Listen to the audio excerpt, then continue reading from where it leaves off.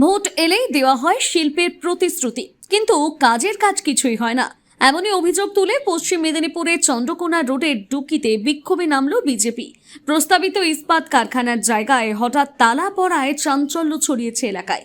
পশ্চিম মেদিনীপুরের গড়বেতা ৩ নম্বর ব্লকের ডুকিতে পরিত্যক্ত ফিল্ম সিটির জমিতে ইস্পাত কারখানা তৈরির কথা কয়েক বছর ধরে শোনা যাচ্ছিল। প্রাক্তন ভারতীয় ক্রিকেট অধিনায়ক সৌরভ গাঙ্গুলির প্রস্তাবিত এই প্রকল্প নিয়ে একাধিকবার ঘোষণা হয়েছে।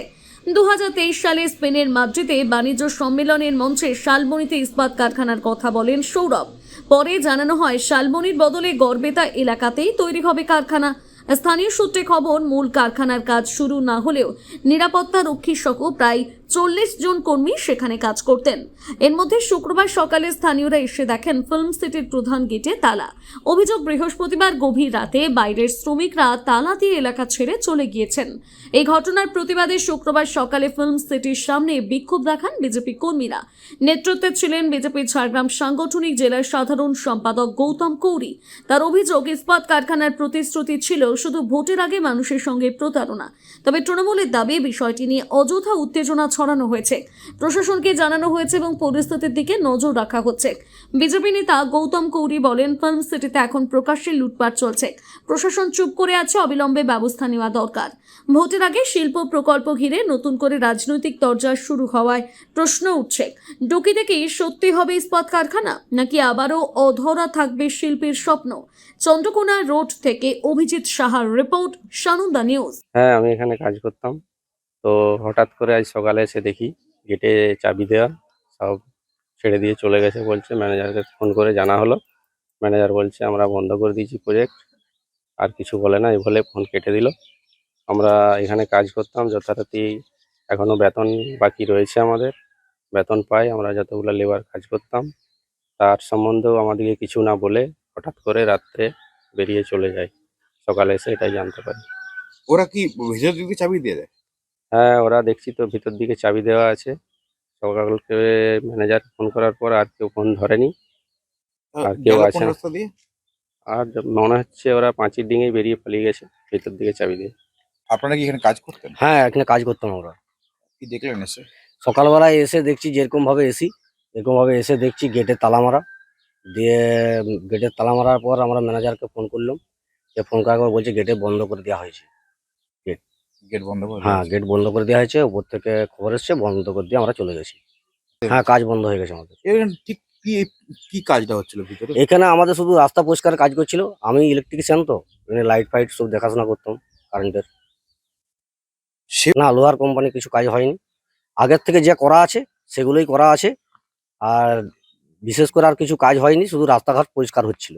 পরিষ্কার হচ্ছিল। হুম। সে আগে যে লক্কর জিনিস বিক্রি হতো, এখন বিক্রি হয়নি। আর এই ক্যাপ্টেন টিএমটি বারকে দেওয়ার পর থেকে এখনো বিক্রি হয় না, বিক্রি হয়নি। বামফ্রন্ট কোথা থেকে চিটফান্ডওয়ালাকে এনে হাজির করেছিল। সাধারণ গরিব মানুষের টাকা নিয়ে এসে এখানে বিরাট একটা সাম্রাজ্য, বিরাট একটা ফিল্ম সিটির আকার দিয়েছিল। হাজার হাজার কোটি টাকা খরচা করে সাধারণ মানুষরা সব দেখেছে, জানে। আপনারাও দেখেছেন সামনের থেকে যে ফিল্ম সিটির মধ্যে কত পরিমাণের টাকা এখানে খরচ করা হয়েছিল। হঠাৎ করে 11 সালের পরে তৃণমূল এটাকে লুটপাট করে বেশ কিছুদিন চালালো, খেলো। পঞ্চায়েত ভোটের ঠিক নির্বাচনের আগে শাসক দল, মুখ্যমন্ত্রী বিদেশে যে সব বললেন যে সৌরভ গাঙ্গুলি এখানে টিএমটি বার মানে লৌহ কারখানা তৈরি করবে। এলাকার বেকার, শিক্ষিত বেকার যুবকদের আবার আশায় বুক বাঁধলো। একটা সময় এখানে 4,500 মানুষ কাজ করত। এই পঞ্চায়েত নির্বাচনের আগে ঘোষণা করার পরে, পঞ্চায়েত ভোট হয়ে যাওয়ার পরে 100 সিকিউরিটি নামিয়ে ভিতরে যে সম্পত্তি ছিল, নানা রকম লোহ লাক্কর, প্রচুর হাজার হাজার কোটি টাকার সম্পত্তি, সেগুলো দিনের রাতের অন্ধকারে এগুলো পাচার করতে শুরু করলো। শাসক দল, তৃণমূলের স্থানীয় নেতারাও সব জড়িত আছে। আমরা বারবার পুলিশকে জানিয়েছি। পুলিশ বলছে না, ওটা ওই এরিয়ার ভিতরে আমাদের যাওয়ার ইয়ে নয়, না ভিতরে শিল্প কারখানা হচ্ছে। রাতের অন্ধকারে সব যন্ত্রাংশ খোলা হতো শিল্পের নাম করে। আজকে হঠাৎ করে এখানে বেশ কিছু মানুষ এখনো কাজ করছিল, গরিব সাধারণ মানুষ, তারা ওই জঙ্গল সাফ রাস্তাঘাট পরিষ্কার করছিল। আর সেই সব মানুষ এসে যখন গেটের সামনে দেখে যে ভিতরের দিক থেকে তালা লাগানো, ওনাদের সন্দেহ হয়। স্থানীয় লোকজন সব জুটে আমাদের কাছেও খবর আসে, আমরা আসি, এসে দেখি লাইট জ্বলছে, ওনারা ভিতর দিক থেকে তালা দিয়ে আর পাঁচির টপকে পালিয়ে গেছেন। 100 সিকিউরিটি দিয়ে যেটাকে ঘিরে রাখা ছিল আজ 2 বছরের বেশি সময় ধরে, তারা আজকে হঠাৎ ভিতর দিক থেকে চাবি দিয়ে পালিয়ে গেল কেন? এটা কোর্টের বিচারে দিন আছে, এটা দেখা হোক যে এত সম্পত্তি কারা রাতের অন্ধকারে লুট করলো।